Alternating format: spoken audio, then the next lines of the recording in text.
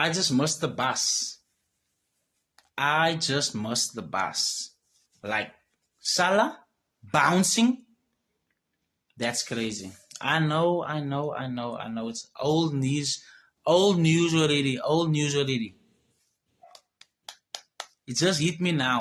It just hit me now. I only saw this. I was only able to do this like now.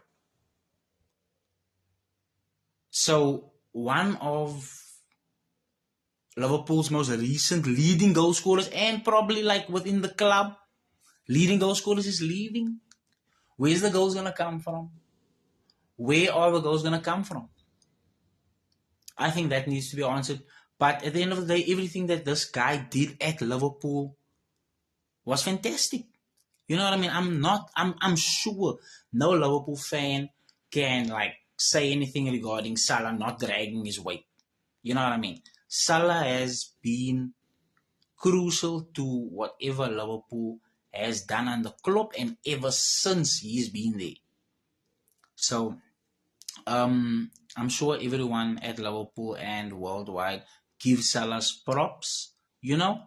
But the question is now down to Liverpool, like, where's the goals gonna come from? Because clearly you're sitting where you're sitting because